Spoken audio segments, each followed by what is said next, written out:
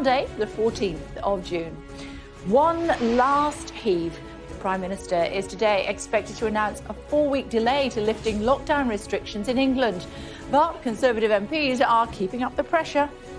What I would very much like to hear are the objective measures that the government will be looking at, which will enable them to unlock fully. Also this morning, NATO leaders to assemble in Brussels with Russia and the pandemic fallout topping the agenda. Northern Ireland's executive at risk of being derailed as a dispute breaks out in the process to replace outgoing First Minister Arlene Foster. Bye-bye, Bibi. Benjamin Netanyahu's 12-year term in power in Israel is finally brought to a close. Good morning. After a very warm weekend, the heat will continue for some this week, but gradually fresher conditions coming in from the northwest and could well trigger some thunderstorms from the middle of the week. I'll bring you more details later on.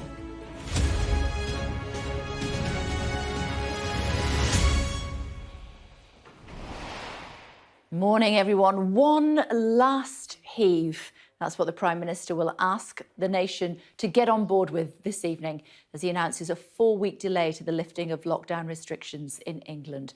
The decision was rubber-stamped by senior ministers last night, with the 21st of June date now put back to the 19th of July.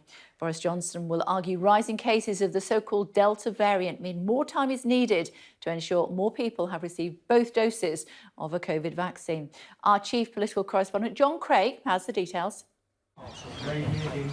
Blooming June in London's Kew Gardens. But now Boris Johnson has plotted the way ahead on his COVID roadmap. Freedom Day in England on June the 21st is to be delayed for 4 weeks.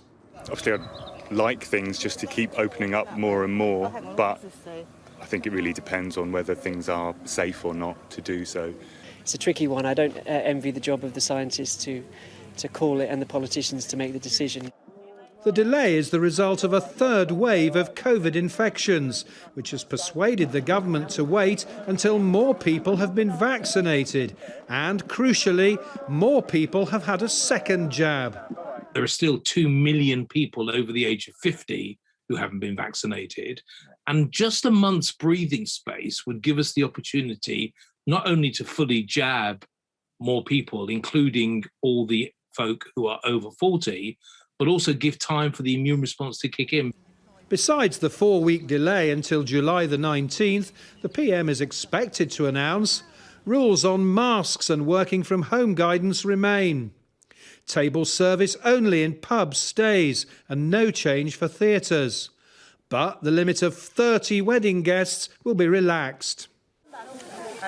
But many Tory MPs view the delay in ending England's lockdown with alarm.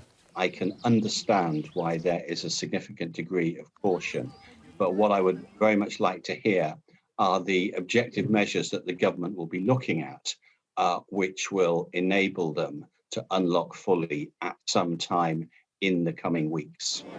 And in the vaccine minister Nadeem Zahawi's Stratford-on-Avon constituency, there are fears for the hospitality trade. We've been promised June 21st. I mean, it's looking like maybe it's going to be pushed back 2 weeks or 4 weeks. I mean, every little bit, that's an extra payment, an extra rate that they're going to need to pay, and those things need to be addressed. So much for a sunny outlook for the economy. There could be storm clouds ahead. John Craig, Sky News. Well, joining us now is the Government Minister, Health and Social Care Minister, actually, Edward Arger. Hello to you. Lovely to see you. Thanks for joining us this morning. Now, the delay is because of the India variant, as we're being told. What caused a spike in the cases of the India variant?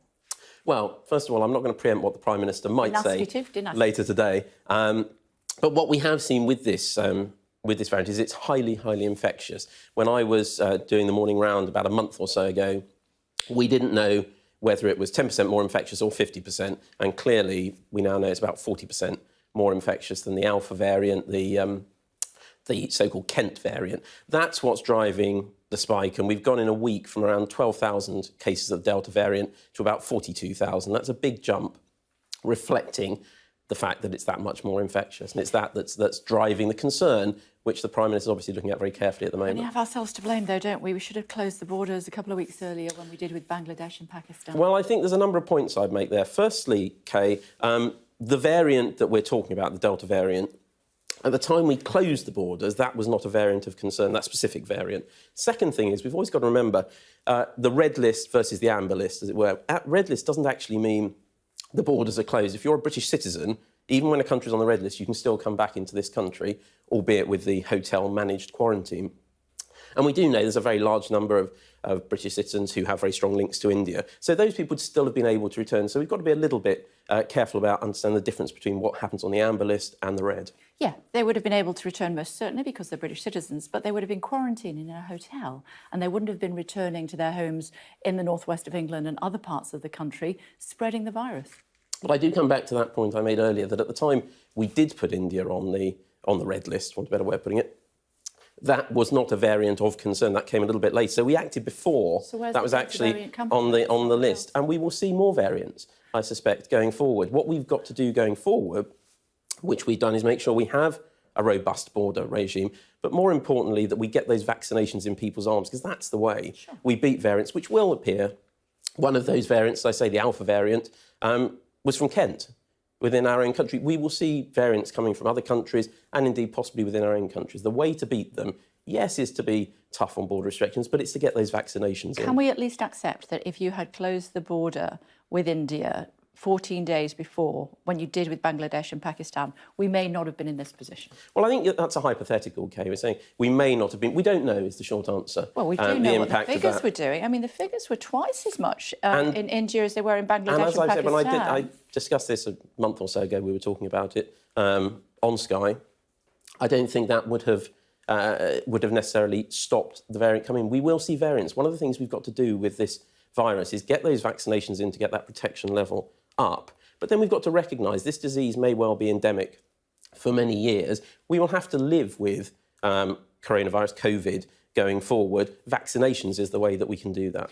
But you won't accept even the possibility that if we'd closed the border a fortnight earlier, we might not have been in this position? Well, it's a hypothetical, Kay. It's possible. But there's no way of knowing that. Well, there is. And I believe that we took swift and decisive action. We have some of the toughest border regimes in the world when it comes to tackling coronavirus. And I think we acted swiftly and decisively when that was put on the list of variants of concern. Why didn't we close the border with India when we did with Bangladesh and Pakistan?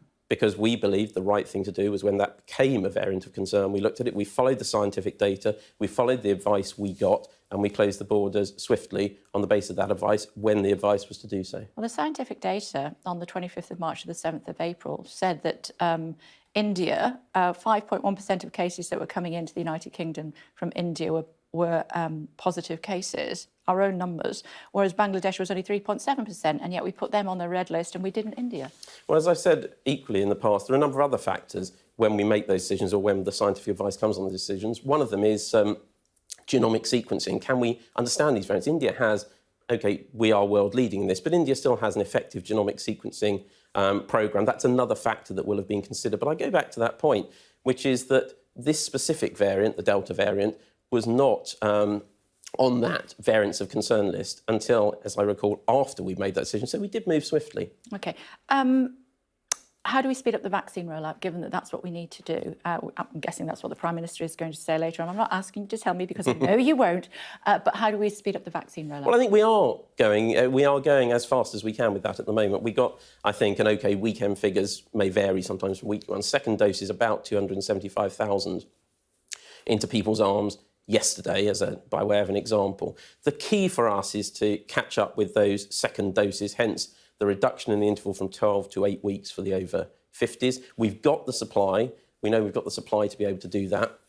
And one of the key things I would say is when you are eligible to come forward, either for a first dose or for the second dose, please do, because we're getting to a point now where we want everyone who's eligible to actually come forward and get those jabs. So we've got a gap of about 10 million, 9 to 10 million, to make up in terms of difference between first and second doses. We're really keen to make sure that everyone gets that second dose as soon as they are eligible, hence the 12 to 8 weeks, partly because it's better for everyone, but partly because we've seen the latest Public Health England evidence, there'll be more research done on this. With one dose, you are 33%, roughly 33% protected against the Delta variant. With 2 doses, that goes up to 81%. And that's the key to being able to safely ease restrictions. And at what point will we as a nation be comfortable with this virus? We know that the numbers of people contracting COVID-19, the Delta variant, are increasing exponentially, but the death rate is remaining about the same. At what stage do we accept that we have to live with this virus? Well, as you heard me say there, Kay, I think we have to, once we've got people vaccinated, once we've got those first and second doses, crucially second doses, into people's arms, and once we see that link clearly severed between getting the disease and hospitalisations and severity of disease. And we're seeing some really positive news on that, although with the Delta variant, we are seeing the numbers in hospital creeping up a bit. I think they were just over 1,000 at the weekend. But when you look back, it was something like 38,000 at the peak in January. So we are seeing that, that severing of the link between the disease and hospitalisations and death. And I think that on that basis, I think everyone will recognise that there comes a point where we do have to live with this disease and recognise that you cannot go for a zero COVID approach. You have to live with it. And vaccination is the key to that. So I think once we've got those second doses in people's arms, once we've got that level of protection up to around that 81%, then I think people will be more comfortable with it and we can see more ease. And if we extend lockdown, will we be extending the furlough scheme? Well, I know that, and quite rightly, you haven't tempted me to speculate on what the Prime Minister will say later, but I know that when he addresses his decision and sets out what he intends to do around the easing on the 21st, he will address those points as well. So that's on the table? They're things I think he is very mindful of the need for businesses and others to get the support they need if they continue to be locked down or unable to open. But I don't want to preempt what he'll say, but I know he's very sensitive to those factors. That's potentially still on the table. What about weddings? 50,000 couples. If we delay for a month, theoretically, 50,000 couples will have to take that big red pen to their list again. We're chatting to a guy later. He's had to cancel his wedding 3 times, or postpone his wedding 3 times so far. Absolute torture is how he describes it. What concessions might there be for them? Well, you're absolutely right. And the key word there was, you said, again, there will be a lot of couples who planned, hoped to do it, put a line through it, done it again and rescheduled again. Not only does that cost money, but emotionally, that's incredibly difficult for couples who want to have their special day and want to get married. Again, I'm not going to preempt what the Prime Minister will say later, but I know that weddings and people in that particular situation will be very much in his mind at the moment, and it's one of the things he's been looking at carefully. Not least because he's just got married himself, so he realises the challenges of the big day. So that is something that he's looking at. It will be something. In the context of what his announcement is later, that will be one of the things I know that he will have been giving very careful consideration to. You're teasing us, you're enticing us with what he might be saying later on. It's a good build-up to hearing from the Prime Minister. Will MPs get to vote on the restrictions? Yeah, my understanding is yes, we've been very clear that where there's a substantive change, whatever that may be, I mean, obviously, if he's easing them, then the roadmap continues as normal. If he does announce a delay, then, of course, we're clear where there's a change to that roadmap. Were he to do so, Parliament would have a say. OK. Do we have enough stock of vaccine in the United Kingdom at the moment to reduce the gap between first and second doses to, say, 8 weeks? We're confident. So the advice reducing it for the over 50s, for example, from 12 weeks Why are you pointing at to me 8 when you weeks. say that? No, I'm not. Did you see that, David? Did you see that? I would not have dreamt of doing that, Kay. But no, 12 to 8 weeks, we are confident that we can do that. It's the right thing to do. It's safe.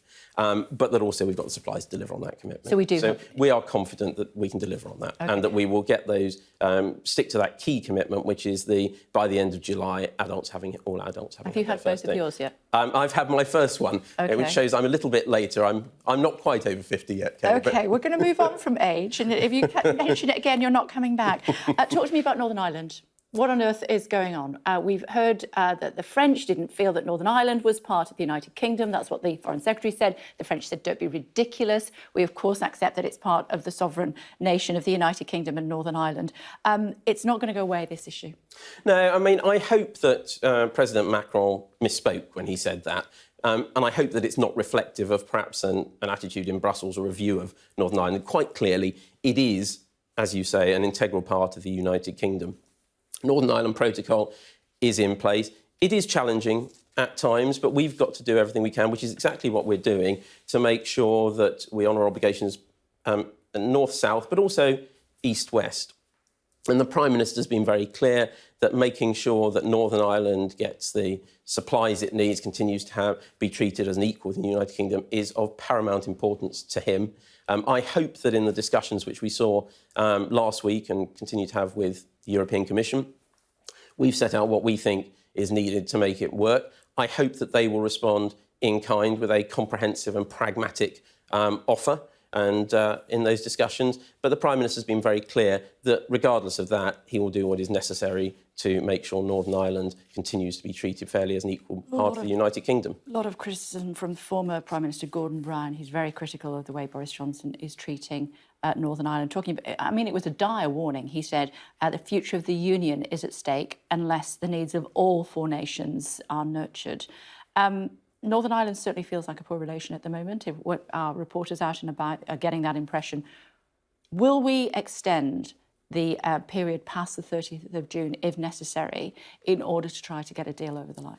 Well, as I say, I'm hopeful that we'll make progress and that the European Commission will be pragmatic in its response. But the Prime Minister's been very clear that all options remain on the table to make sure that Northern Ireland continues to be treated quite rightly as an integral part of our United Kingdom. And he said all options remain on the table to make sure we do that. Past the 30th of June? Well, at the moment, I'm waiting to see, from my perspective, from medicine's perspective, I'm waiting to see what the European Commission comes back with. We've told them what we need. We've told them address the issues. I hope that they will come back in the coming days with a comprehensive and pragmatic response. But the Prime Minister's been clear the integrity of the United Kingdom is of paramount importance to him. And in answer to my question? Well, the answer to your question is let's wait and see what Brussels comes back with. A lot of waiting to see, isn't there, today? I'm afraid so, Kate. Yeah, we'll hear from the Prime Minister later on. For now, thank you very much indeed for joining us, Mr Aga. Thank you. Still to come on the programme for you this morning. On the 4th anniversary of the Grenfell Tower fire, we'll speak to the Shadow Housing Secretary, Lucy Powell. That's at 7:30. We're going to discuss new rules making it easier for gay and bisexual men to give blood with Ian Green, the Chief Executive of the Terence Higgins Trust. That's at 7:35 this morning. DJ Fat Tony is one of thousands of people in the nighttime industry anxiously awaiting confirmation of that 4-week delay to lifting the lockdown. We'll talk with him at 8:20. And also in the news for you today, I've just been talking there, haven't we, about the future of Northern Ireland's devolved government hanging in the balance this morning after Sinn Féin refused to ratify the DUP's nominee for First Minister. The standoff comes as departing First Minister Arlene Foster prepares to formally quit as joint head of the devolved executive. On the 4th anniversary of the Grenfell Tower fire, Labour is warning unsafe cladding in Britain could take more than 20 years to fix. They claim it will take until 2043 to remove the material if work continues at the same pace. The government has accused them of scaremongering. The former leader of Myanmar, Aung San Suu Kyi, will go on trial today. The charges against her include accepting bribes and breaking COVID-19 protocols. Human rights campaigners have described the charges as bogus and politically motivated. A football club in East Sussex is appealing for information after 2 people were caught on CCTV vandalising its defibrillator kit. Buxted FC said the scene was heartbreaking after they caught the pair smashing the kit in the early hours of Sunday morning. The biggest issues facing global security, including the rise of China and the threat from Russia, will be discussed at a summit of NATO leaders in Brussels later on today. Monitoring events for us, our Europe correspondent Adam Parsons is standing by for us. Hello to you, Adam. A very good morning. Talk us through what we're expecting this morning. Yeah, I think it's an important moment, this one, for NATO. It's a meeting of all the leaders, including Joe Biden, Boris Johnson, Emmanuel Macron will be coming here to NATO right in the heart of Brussels. Got quite a lot on their plate because the last time that an American president attended one of these meetings, it was really to discuss whether NATO had a future. Well, Joe Biden doesn't hold that sort of doubt. But I think there have been questions about what exactly is the role of NATO in a world where the Cold War has come to an end. So I think these discussions will revolve around a few things, not least cybercrime.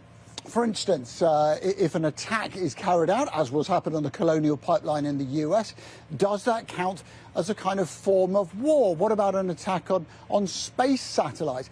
But also, I think there's going to be a lot of talk about Russia and about China. Now, Russia, we know the positions of lots of NATO members. They think that they are a nation of menace, that when you put all of your troops on the Ukrainian border, that is clearly an act of intimidation. But there are others here, and President Biden foremost among them, who think that China represents an even greater existential threat to liberal democracies around the world. I think he will be pushing for some kind of statement that makes clear that NATO recognises China as a threat to global stability. And I think there are plenty of murmurings suggesting that NATO this time around will want to show that it is an organisation that retains some real teeth. Adam, can I thank you? A reminder that our colleagues at NBC News have had the chance to sit down with the Russian President Vladimir Putin ahead of his meeting with President Biden. You can watch more of that interview from this afternoon on NBC, MSNBC and NBCnews.com, as well as here on Sky News. One of Israel's longest-serving prime ministers, Benjamin Netanyahu, has been finally removed from office. He's been replaced by a former ally and a coalition of other parties. Mark Stone reports from Jerusalem. They are coalition colleagues no one believed could ever come together. Here, a Jewish nationalist and an Arab in the same government. In the foreground, there was not even a glance from the man they've ousted. This is Israel's new Prime Minister, Naftali Bennett, with his final handshake for the architect of the coalition, Yair Lapid. The jeers are a hint of just how hard fought this was and how fragile it is. Our government will make an effort to deepen and nurture relations with our friends in both parties, bipartisan. The moment marks the end of an era for Israel. For 12 years, Benjamin Netanyahu has been ever present, the longest-serving PM in Israeli history, divisive, a master of politics, and defiant to the end. We'll be back soon. So what of his legacy? We were never friends. I never liked him. I never felt close to him. I never felt that he is a genuine human being. Ehud Olmert was prime minister before Netanyahu. They were both from the same party once. He's a genius. I mean, there will be no one that can compete with him on television. Laurence Olivier, you know, he's a great performer. But when you look at the substance of things, the divisions within the Israeli society today are greater than ever before. Internationally, it is the Palestinian issue which dominates, and here views are set. I think Netanyahu's legacy has been one of the most, if not the most destructive legacy for Israel, for the whole region. And I think in many ways by legitimizing fascism and violence and manipulation and control, as well as corruption, that he has created a situation where the chances of peace have become all that more difficult, if not impossible. The victors are always more vocal than the losers, and in central Tel Aviv, they celebrated the end of an era. Naftali Bennett will serve 2 years as Prime Minister before handing over to centrist Yair Lapid. That is, of course, if this bizarre cross-spectrum coalition lasts that long. Mark Stone, Sky News in Jerusalem. Coming up in just a few moments' time, we've got some images of a teenager that you might not recognise when he was younger, but you'll know who he is now. What am I talking about? You'll find out after the weather with Kirsty. Hi, Kirsty. Good morning. Good morning, Kay. Looking like a glorious day for some of us today, but changes coming this week. Could be some thundery downpours.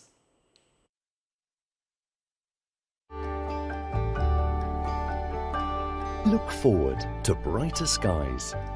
The weather, sponsored by Qatar Airways.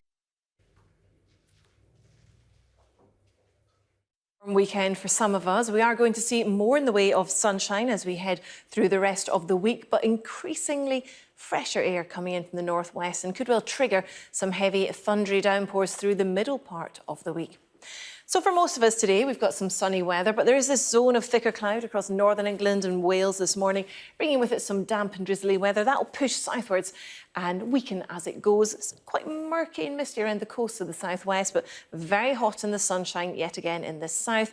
Fresher further north for Scotland, Northern Ireland and Republic. It's a blustery day with sunny spells and a scattering of showers in the far north and west. So fresher in the north, still very hot in the south.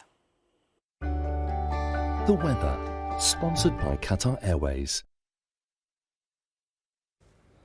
Now, as promised, a little bit of pop history is going up for auction later on today. Do you recognise that young man? My days, just mooning, so sad and blue, so sad and blue. It's this recording of 15-year-old Ed Sheeran appearing in a school performance of Grease. He plays the character Rump in the 2-hour-long performance. The same auctioneers last year sold one of the first Ed Sheeran CDs for £50,000. Still to come on the programme before you'll be speaking to the Shadow Housing Secretary Lucy Powell in just a moment. Stay tuned.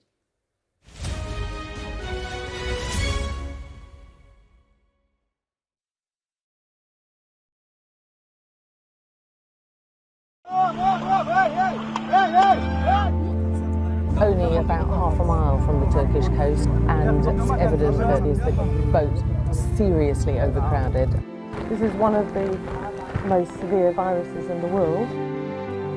I'm Alex Crawford and I'm Sky's special correspondent based in Istanbul. This is going to be the biggest party Tripoli has ever seen.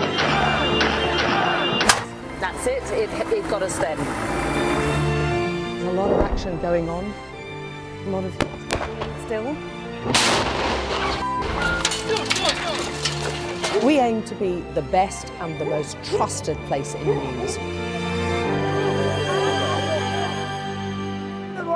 Clearly not had very much to eat at all, a lot of them extremely thin and very frail. Her arms, look at her arms. I can put my entire hand round. This is the cocktail of drugs which the doctors at this hospital have been giving their coronavirus patients, made for people who want clarity in an uncertain world.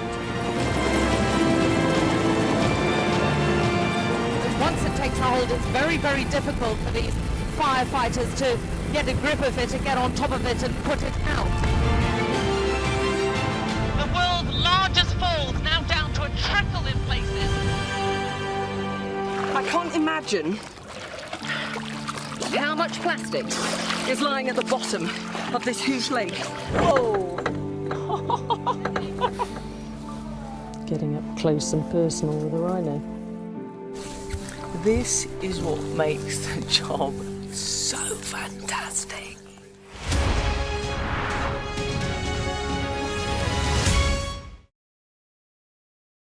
Hello, my name is Nadia Frontier.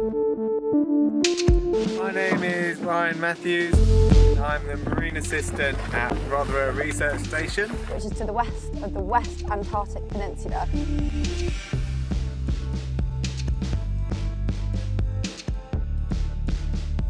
So far I've been here for 5 months and it is an absolutely wonderful experience.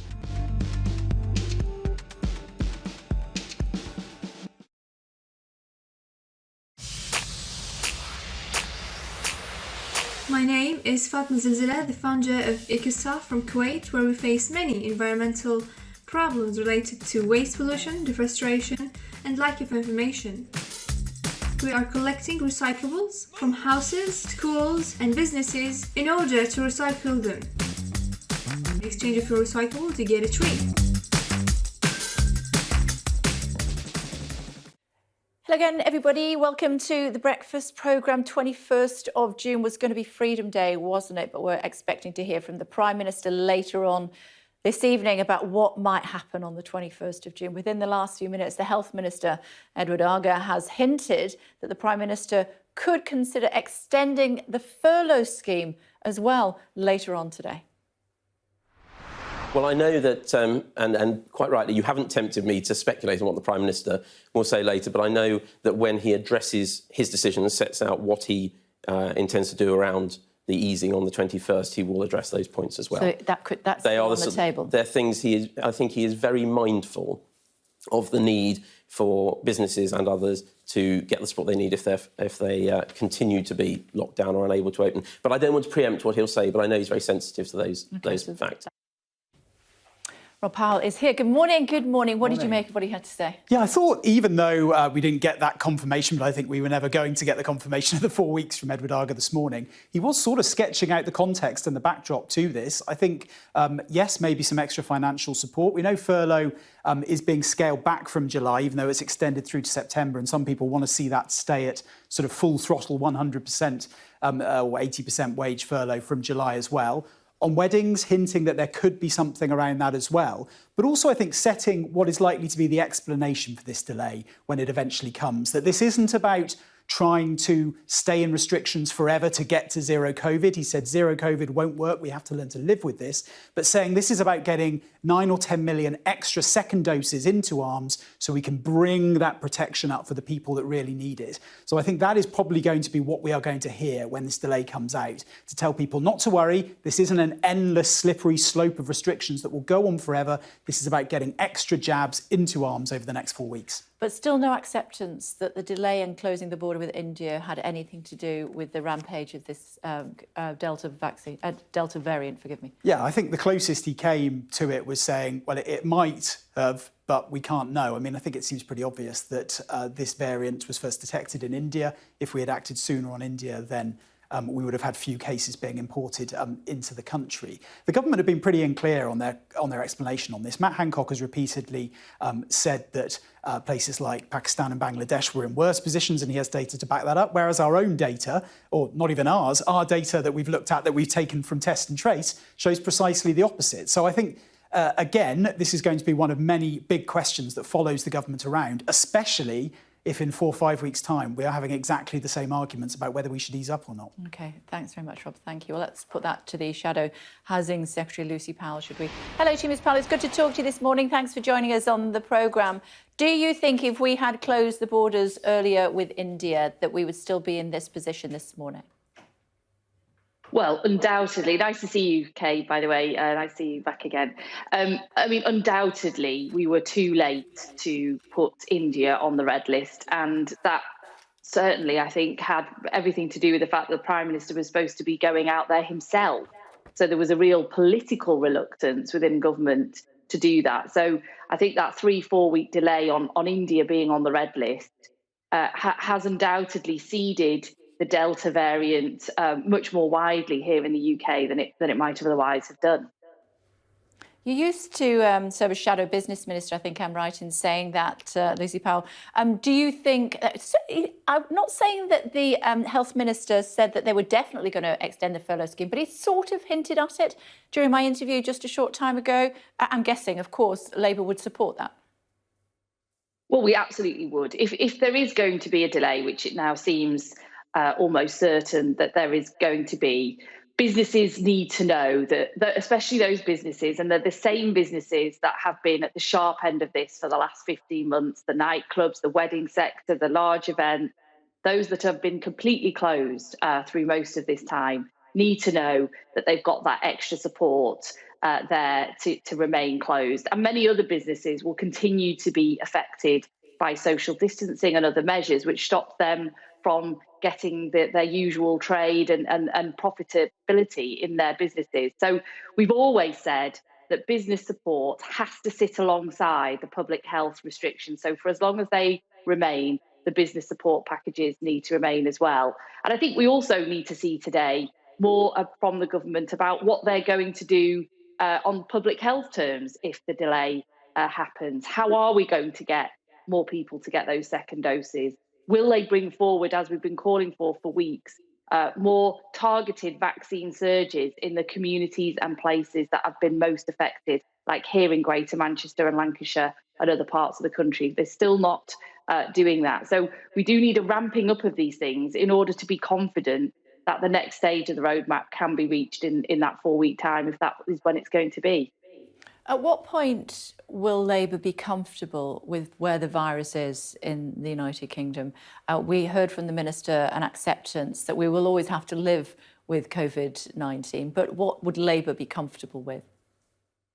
Well, I think he's absolutely right. We are now coming towards that point where we do have to switch from living in fear of the virus to living alongside the virus, knowing that through the vaccine programme we have protected the vast majority of the most vulnerable, and we've protected society at large. But there will still be incidents of infections in this country. And I think getting from this point where I think the psychology of the country is very fearful to that point will take really clear and effective leadership. And I'm not quite sure we're getting that. So I want to see stronger leadership to take the whole country through on that journey. And we do need to have a different kind of conversation to get us there. And there will need to be changes. So, for example, here in Greater Manchester, where we have got large numbers of infections, that in itself is having quite a devastating impact, because lots of people are being pinged by the app, so they've got to stay at home for 10 days. That's having a big impact on businesses who can't operate because their staff are all being sent home. We are yet again here in Greater Manchester seeing great disruption to children's education because schools are having to send home large numbers of pupils to self-isolate. So getting to that point of living with the virus and living alongside these infections will have to change the way in which we deal with infections as well. But what I would say from up here is the vaccines are working. The over 65s, that the infection rates among those are largely flat. Hospital rates are nothing like they were last time, and it's largely younger people coming into hospital and staying for a shorter amount of time. So the vaccine programme is working, but we've got a lot to do to get us to the place, as Ed Arger was saying this morning, of living with this virus. And I need to see much stronger leadership and more effective communication, I think, to take the country there. Your former Prime Minister, Gordon Brown, was suggesting in the newspapers that the Prime Minister needs to tread very carefully indeed now when it comes to Northern Ireland if the union is not to start to break up. He really feels that it is such a serious threat. What do you think the government needs to do about the Brexit negotiations, which are due to end? The deadline is the end of June, in order to try to open up this trade corridor again with Northern Ireland? Well, I think Gordon Brown is absolutely right to say that we are at a very difficult, perhaps sort of dangerous juncture here when it comes to Northern Ireland. Trust in the UK government, trust in the system from many communities across Northern Ireland is disappearing fast. So we've really got to give this serious urgency and be prepared to be flexible and show compromise. And I would say that of the EU as well. I think there is a path there to tread. And the first things to say is that we've got the Northern Ireland Protocol because of the type of Brexit that Boris Johnson and the Conservative Party wanted to have. And that's why we've ended up in the situation that we have. But we are calling for the government to be more open to alignment with the EU on food standards and veterinary issues. That's what Joe Biden is pressing the government to do as well, because that would unlock 80% of the issues that we're seeing across the sort of Irish Sea and in that so-called sort of border that's appearing there. So I think there is a way forward. The Conservatives never wanted to do alignment because they always thought that would put at risk a deal with the US, a trade deal with the US. Joe Biden's now come along and said, in fact, the opposite. If you want a trade deal with the US, you need to align with the EU in order to deal with these issues of the Northern Ireland Protocol. OK. Just want to ask you quickly, if I may, given that it's 4 years to the day that we all woke up with those devastating images of the flames roaring up the side of Grenfell Tower and that so many lives lost as a result of that dreadful fire. 4 years on, people are still going to bed at night with cladding, that sort of cladding, on the side of their buildings. What needs to be done? I mean, absolutely. And obviously today it is the anniversary, and today is mainly about remembrance for the 72 that died, the survivors and all the families and those affected.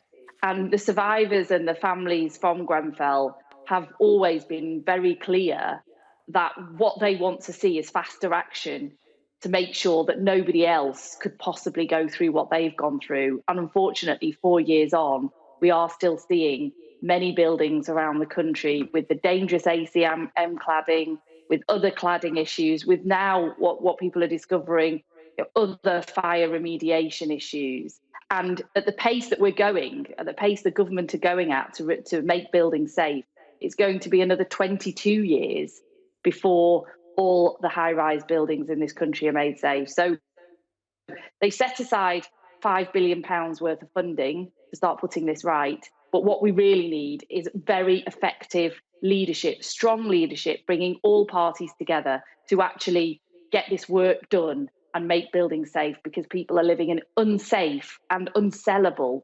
high-rise blocks at the moment, and that is not what we should be wanting 4 years on from Grenfell. OK. Lucy Powell, good to talk to you. Thanks for taking the time to join us live from Manchester. Thank you. Thank you. Can you believe it's 4 years since we saw those images from Grenfell Tower, the building still there, a green hearts atop that building, the inquiry continuing. From today, the rules around gay and bisexual men giving blood are being eased, but there's concern that some restrictions preventing donations are remaining in England. To talk about this in more detail, Ian Green is the Chief Exec of the Terence Higgins Trust, and he is with us now. Hello to you. Thanks for joining us this morning, Ian. Let's start with the good news, should we? New eligibility rules mean gay and bisexual men who want to donate blood now can? Yes, so I mean, this is really welcome news, meaning that many more gay and bisexual men will be eligible to donate blood and blood products based upon an individualised risk assessment process. Up until now, a blanket policy has existed, meaning that a man who has sex with another man could not donate blood 3 months until 3 months had passed from having sex. So a monogamous couple who are only having sex with each other could not donate blood. That's changing now, which is good news, but we don't think this goes far enough. And that was because of concerns about HIV/AIDS, was it? It was a whole range of concerns about infections, hepatitis or HIV, but the safety of blood products means that now screening takes place on all donations, and alongside this evidence-based risk assessment process and the screening of all blood products, it means that the blood supply can be absolutely guaranteed as being safe. So this is good news. But you don't feel that these relaxation of the rules go far enough, do you? No, because the government in England, not in Wales or Scotland, have retained some restrictions on people who have travelled to Africa and other parts of the world, and also anyone who had sex with anybody from certain parts of the world. And our view is, and as the view of the expert advisory body, the SABTO and the FAIR process, which we're a part of, with expert virologists, their view is that the approach should be exactly the same as for gay and bisexual men, an individualised risk assessment process. And so, along with colleagues from the National AIDS Trust and the One Voice Network, we've written to Matt Hancock asking him to think again. I'm very pleased, though, that the health ministers in Wales and Scotland are taking advice of the experts. And there are particular challenges for gay and bi, black African men. Why is it so important for black and black African communities in particular for these donations to go ahead? Yeah, I mean, it's really important that more people are encouraged to give blood and blood products, that so many lives are saved every year through people who donate blood, but that there's a particular need for people of colour to give blood because of the type of blood that often people of colour will have. And so it's really important that we do encourage people of colour to give blood. And any barriers that are put in the way that restrict that could actually have a detrimental impact upon blood supply that will be given safely to people who need it. OK, good to talk to you. Thanks for taking the time to explain that to us this morning. Thank you. Thanks, Kay. Thank you. Still to come on the programme for you this Monday morning. We're live in London's West End as Theatreland waits for the Prime Minister's announcement on delaying the lifting of COVID restrictions. A theatre that has been, well, you can see what's happened. They've literally overhauled it. We'll take you there.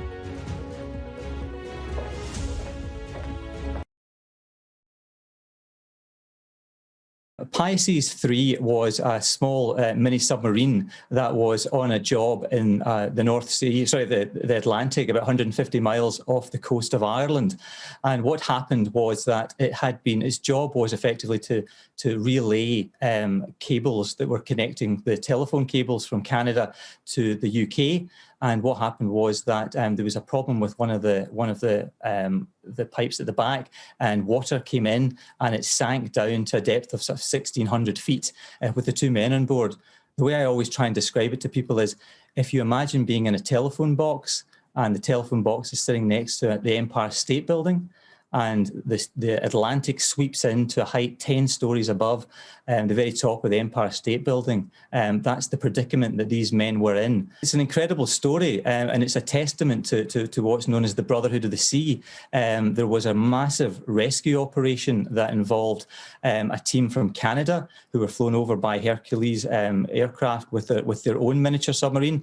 That's the team there. They're the Americans who were flown over from San Diego. They all relayed at Cork when the Vicar Voyager ship that was above the submarine had to sail back to Cork to pick them up.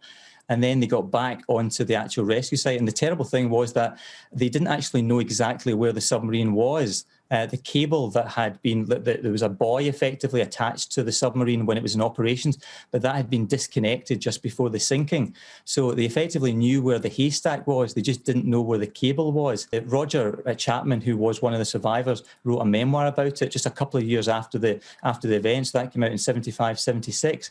But what I wanted to do, and most crucially before the rescuers had died effectively, was tell the incredible story, because his book told the story from inside the submarine effectively, whereas what I wanted to do in my book was unite all these incredible people from Barrow and Furness in Barrow and Furness in England, from Vancouver in Canada, and also from San Diego, who bonded together in this incredible adventure to try and get them up. So it was one of these stories where it is about that noble thing of people putting their lives on the line to rescue two individuals.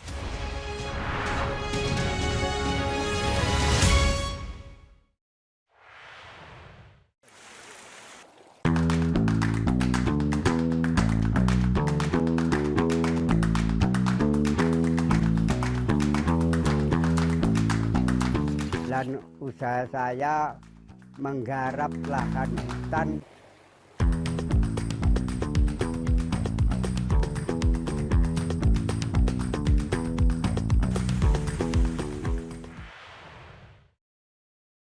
Did you know symptoms of hay fever can develop at any stage of life, not just in childhood? The Pollen Reports, sponsored by Philips Connected Air Purifiers. Hello there. We've got a weakening weather front moving southwards across parts of England and Wales today. That'll bring in a little bit more cloud and introduce fresher air from the north. Breezy with sunshine and showers across Scotland and Northern Ireland.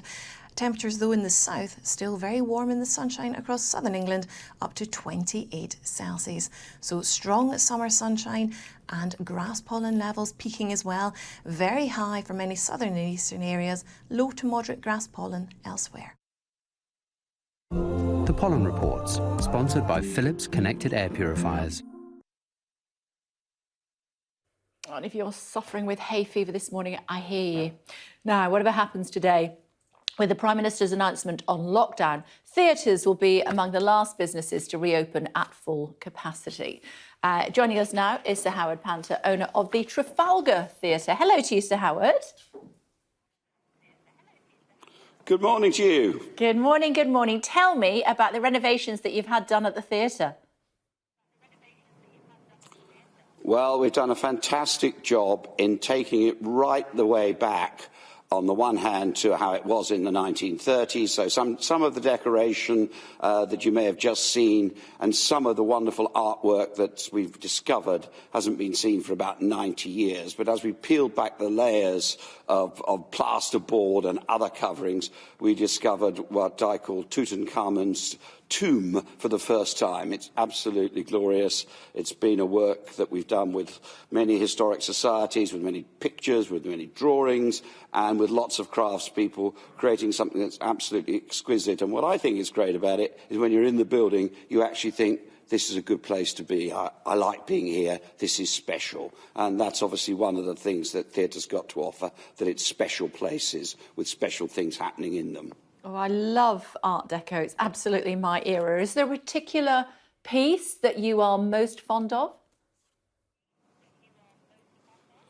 Well, they're all different, of course. I think this one is about as particular and special as I can think of. It's a bit like the Savoy Hotel in feel, but it's actually more detailed. Every inch of it is covered with the original or reproduction of the original design, and it just shows the imagination of the artists at the time. The other thing, of course, we've done is we've made it fit for modern customers so that the seats are bigger and much more comfortable. And most important of all, I always joke about this, but it's absolutely true, we've got masses more ladies' toilets. And I always think in theatre, that's one of the things that some theatres lack, but this one has got masses of toilets, and so the ladies will all be quite properly comfortable in the theatre. Yeah, because we always have to rush. It's either you go to the bar or you go to the loo, generally, when you go to the theatre. So I'm pleased to hear that that's the case. If the 21st of June doesn't go ahead, what would that few extra weeks of extension mean for you?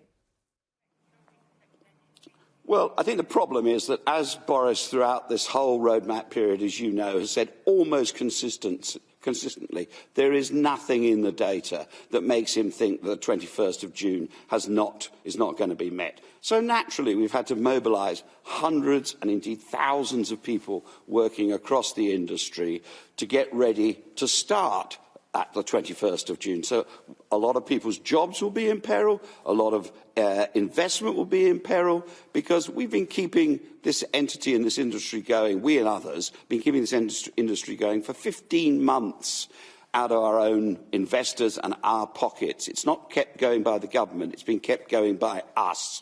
And now we're ready to go. We've marched the army up the hill, and now if we've got to march it down again, you can imagine the damage that will cause to mental health, to social well-being, and to the economic strength of London and of other cities where we have theatres. You look down the Strand, which is just round the corner from here, half the shops, offices, restaurants, clubs, pubs are closed. They're boarded up. A lot of those places won't open up again, and that's the peril that's facing theatre at the moment if we can't open up again.